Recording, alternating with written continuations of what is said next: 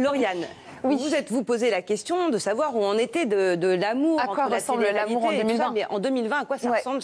C'est pas évident, hein, finalement. C'est pas évident de naviguer.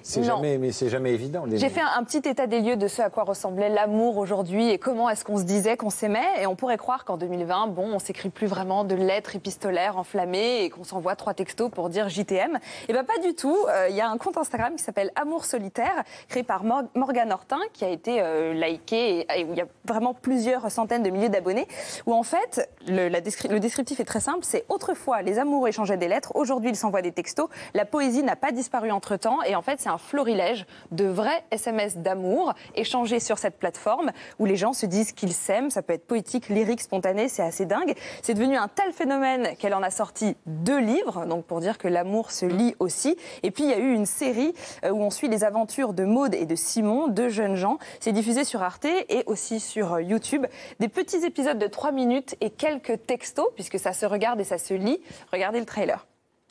Envoie-le ton message, ça fait quoi de toute façon? Aujourd'hui, on fera plus lettre d'amour en mode Molière et tout. La meuf, c'est genre elle est détachée. En fait, elle pense qu'à un truc, c'est de mettre la bague au doigt. Mais mec, quand je te demande de venir dormir chez moi, toi, tu penses vraiment que c'est pour dormir. Donc ça a vraiment très très bien marché, Amour Solitaire. Et moi je me suis dit, mais ça donne hyper envie de tomber amoureux. Comment est-ce qu'on fait pour tomber amoureux aujourd'hui? Vous le disiez tout à l'heure, il y a 40% de la population française qui est célibataire, qui vit seule. Et il y a une nouvelle étude sortie en 2019 aux États-Unis qui dit que 51% des 24-36 ans sont célibataires aux États-Unis. Donc il y a encore une plus forte proportion chez les jeunes. Eh bien, comment on fait? On se coach avec notamment des podcasts. Il y en a un qui s'appelle This is why you're single. Voici pourquoi vous êtes célibataire. Et puis un autre, un français, Amour et confinement, et puis ensuite Amour et déconfinement, puisque forcément se rencontrer avec des masques et quand tous les bars sont fermés, c'est pas évident. Et puis il y a aussi la rubrique Les courriers du cœur, tout simplement. Avant c'était des petites rubriques un petit peu old school, et bien maintenant il y a S'aimer comme on se quitte du monde, où on décrit le premier jour d'une relation et le dernier jour. On ne sait pas ce qui s'est passé au milieu, on laisse un petit peu le suspense. Il y a Tinder surprise de rue 89, ou bien le classique Modern Love du Time. Ça fait 16 ans que la rubrique existe. Maintenant il y a un podcast, un livre et même une série. C'est sorti fin 2019. Dedans, il y a Anna Tawai, Tina Fey. C'est très drôle aussi. Ouais, c'est pas mal. J'aime beaucoup. Et on suit les tribulations amoureuses de célibataires à New York. Donc, c'est vraiment très sensible. C'est presque une étude sociale. Je pense que le sémiologue que vous êtes apprécieriez beaucoup. Et puis, pendant mes recherches, j'ai découvert aussi un nouveau phénomène. C'est le contrat de relation. Alors, je suis sûre que vous allez détester. Enfin, ça dépend. En fait, c'est un contrat qui n'a aucune valeur légale. Il y a des modèles qu'on peut télécharger sur Internet où, en fait, on définit, on se pose une soirée avec son mec ou sa copine, on se pose et on définit tous les critères importants pour soi dans la relation, l'argent, le sexe, les tâches ménagères, le temps qu'on veut passer ensemble. D'un romantisme absolu, on l'adore. 6 mois 3 ans, ok. Alors c'est pas forcément très romantique, mais c'est vraiment plébiscité par les jeunes gens qui en fait n'arrivent pas à retrouver dans la société actuelle des modèles de couple qui leur ressemblent et qui leur convient. Et du coup ils se posent, ils décrivent ce dont ils ont besoin, ils écrivent ça sur un contrat et ils se disent « Ok, nous, ce dont on a besoin, c'est ça et ça, on signe et c'est parti. » C'est des clients, quoi. Pas mal. Ils sont clients de l'amour. On l'encadre dans la chambre.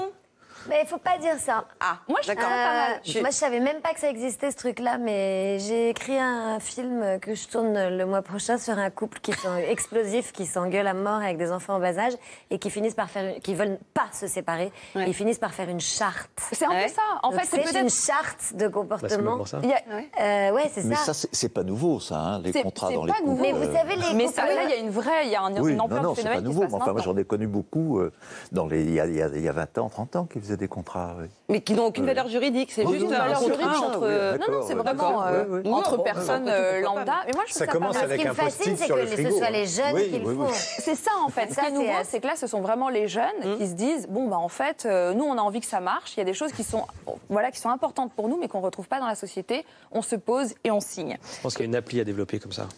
Soit des notifications, tu n'oublies pas. Et puis après, j'avais envie de terminer avec une étude un petit peu sémantique, les nouveaux mots, puisque pendant mes recherches, je suis tombée sur des mots absolument dingues. On connaissait déjà le ghosting, c'est disparaître sans laisser de traces, alors qu'on était en train de dater quelqu'un. Et bien aussi le dialtoning, c'est quand on donne son numéro, mais qu'on ne répond jamais à la personne. Le quarantine and chill, donc cette fois-ci, c'est un rencard, mais en respectant les gestes barrières, jusqu'à un certain point.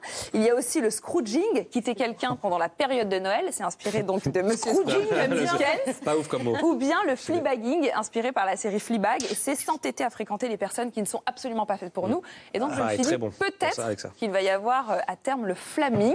Et donc, ce serait d'attendre des femmes, des autres, et des femmes en l'occurrence, qu'ils répondent à tous nos critères quand on est soi-même quelqu'un de pas forcément très respectable. Ouais,